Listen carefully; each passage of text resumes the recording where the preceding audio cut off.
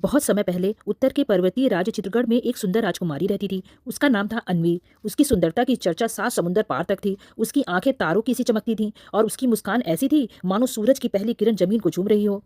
अन्वी के जन्म के समय एक बूढ़ी साध्वी महल में आई थी। उसका चेहरा समय की रेखाओं से भरा था और उसकी आंखों में अनंत का ज्ञान झलकता था। उसने राजा और रानी को देखकर कहा, यह राजकुमारी एक दिन अपने सौंदर्य के कारण संकट में फंसेगी, लेकिन इसका मन ही इसकी रक्षा करेगा। राजा और रानी ने उस भविष्यवाणी को हल्के में ले लिया, लेकिन रानी का मन कभी कभी अन्वी को देखकर कांप उठता था। वह जानती थी कि उनकी बेटी कोई साधारण आत्मा नहीं थी। जैसे जैसे अन्वी बड़ी हुई, उसका स्वभाव और भी निखरता गया। वह न केवल सुंदर थी, बल्कि बुद्धिमान और साहसी भी थी। वह प्रजा की समस्याएं सुनती, गांव वालों की मदद करती और जंगल में भटकने वाले जानवरों की देखभाल करती। उसकी हंसी में एक जादू था जो हर उदास चेहरे को रोशन कर देता था। लेकिन अन्वी का सच्चा सौंदर्य उसका मन था, दयालु, साहसी और हर जीव के लिए करुणामय। वह महल की सुनहरी दीवारों में कम और प्रकृति की गोद में ज्यादा समय बिताती थी। उसे पक्षियों की चहचहाट से बातें करना, फूलों के साथ खेलना और झरनों के संगीत में खो जाना बहुत पसंद था। जब अन्वी 18 वर्ष की हुई तो उसके जन्मदिन के अवसर पर पूरे राज्य में खुशियां मनाई गईं। लेकिन अन्वी का मन महल के उत्सवों में नहीं बल्कि जंगल की सैर में था। एक सुबह वह अपने घोड़े पर सवार होकर जंगल की ओर निकल पड़ी। रास्ते में उसे एक घायल हिरन मिला। उसके पैर पे गहरा घाव था। अन्वी ने बिना देर किए अपनी साड़ी का एक टुकड़ा फाड़ा और हिरन के घाव को बांधने लगी। तभी घने पेड़ों के बीच में से एक बुजुर्ग स्त्री प्रकट हुई। उसकी छड़ी पर नक्काशी थी और उसकी आंखें रहस्यमयी थीं। राजकुमारी, उसने गहरी आवाज में कहा, यह कोई साधारण हिरन नहीं है, ये जंगल का रक्षक है। तुमने इसकी जान बचाकर जंगल का ऋण उतारा है। अन्वी ने विनम्रता से सिर झुकाया और कहा, मैंने तो केवल वही किया जो मेरा मन कहता था।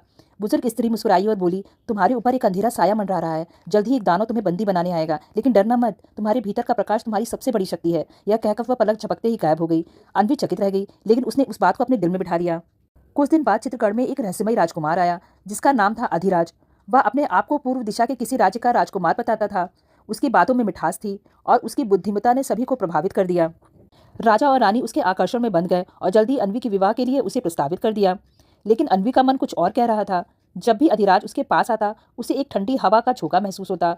उसकी आंखें कभी कभी खाली खाली सी लगती, जैसे उनमें आत्मा ना हो। एक रात अन्वी ने अधिराज को चुपके से जंगल की ओर जाते देखा।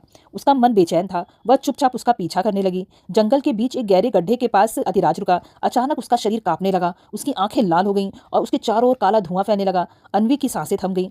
वह कोई राजकुमार नहीं, बल्कि कालसुर नाम का दानव था, जो सुंदर युवतियों को छल से अपने काले किले में बंद कर लेता था। उसकी नजर अब अन्वी पर थी। अगली सुबह जब अन्वी बागीचे में अकेली थी, कालसुर ने अपना असली रूप दिखाया। उसका चेहरा भयानक था और उसकी आवाज ऐसी थी जैसे पहाड़ टूट रहे हों। तू मेरी बनेगी राजकुमारी, उसने गरजते हुए कहा, नहीं तो मैं तेरे राज्य को राख कर दूंगा। अन्वी ने डरने की बजाय सीधे उसकी आंखों में देखा और कहा, मैं डरती नहीं, चाहे तू कितनी भी शक्ति रखता हो। सच्चा प्रेम और साहस तुझसे बड़ा है।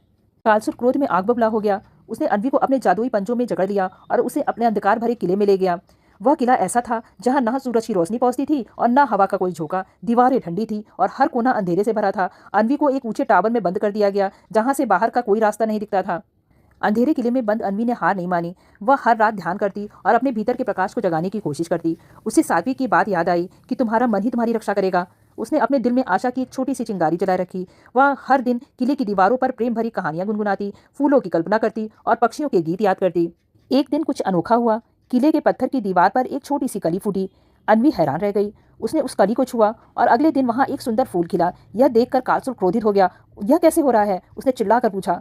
अन्वी ने शांत स्वर में जवाब दिया, जहां प्रेम होगा वहां जीवन फूटेगा। तू अंधकार है, मैं प्रकाश हूँ। उसके शब्दों में ऐसी शक्ति थी कि कालसुर की जादुई शक्तियां कमजोर पड़ने लगीं।